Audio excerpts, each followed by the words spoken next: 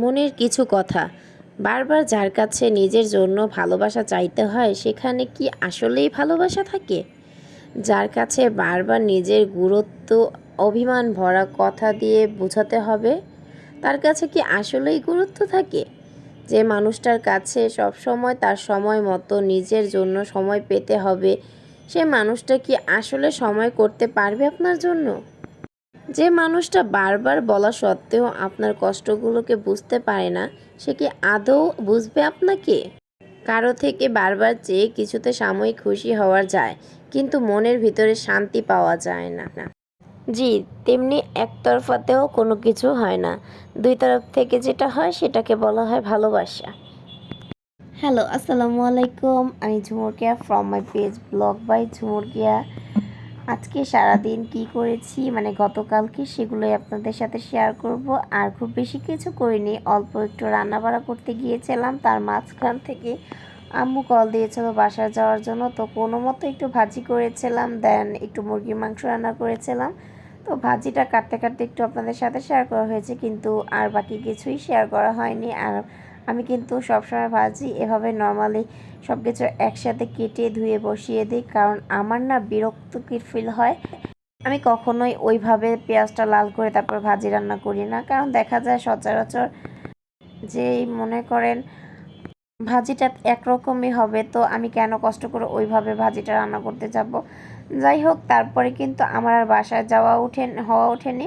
আম্মু চলে এসেছিল বাসায়, তো আম্মু এসেছে, দেখতে পাচ্ছেন আমার জন্য নাস্তা নিয়ে এসেছে। আর এই মোয়াগুলো কিন্তু আমার নানু নিয়ে আসছে গ্রামের বাড়ি থেকে আমার ছেলের জন্য। আর আমার ছেলে কিন্তু মোয়া খুব বেশি পছন্দ করে, দেখুন সে কি করছে।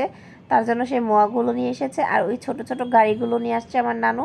আর এই যে কতগুলো টাকা, কয়েন টাকা, এগুলো আমার আম্মুর জন্য জমিয়ে রাখে, ও আসলে আম্মুর কাছ থেকে নিয়ে ওর ব্যাংকে ছাড়ে।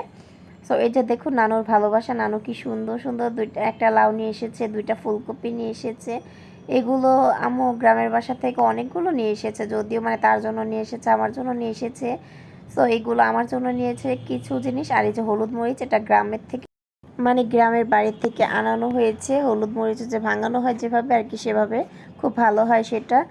আর তারপরে সব কিছু কিন্তু আমি ফ্রিজে সেট করে রেখে দিয়েছিলাম। ফ্রিজটা আমার অনেক জ্যাম হয়ে আছে, তো ফ্রিজের অবস্থাটা দেখানো হয়নি এই কারণে। তারপরে আম্মু চলে গিয়েছিল, পরে ডিনার করে শুয়ে পড়েছিলাম। তারপরের দিন আবার এই যে দেখতেই পেয়েছেন, এটা কিন্তু আমার আম্মুর বাসায়। আম্মুর বাসায় কিচেন নেই, ঘরের ভিতরে এক সাইডে রান্না করে। সো আম্মুর বাসায় চলে গিয়েছিলাম। আর আম্মু যাওয়ার পর আমাকে বললো সেমাই রান্না করবে, আর লম্বা সেমাই খেতে আমার এখন ভালো লাগে।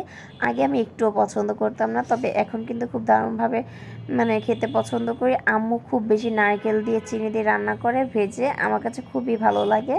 আর আমার ভাইটা কিন্তু অনেক মানে আম্মুর কাছে রিকোয়েস্ট করছিল যে সে ফুলকপি দিয়ে ডিম ভেজে খাবে। মানে আমি কিন্তু খেয়েছি 2-3 বার এই পর্যন্ত, কিন্তু আমার ভাই খায়নি। আর আমার আম্মুর রান্না কিন্তু আমার থেকে আরও বেশি ভালো। আম্মু দেখতেই পাচ্ছেন কতগুলো ডিম নিয়েছিল ফেটে, আর সেটার মধ্যে চুবিয়ে চুবিয়ে কত সুন্দর করে ডিমগুলো ভেজে নিচ্ছিল।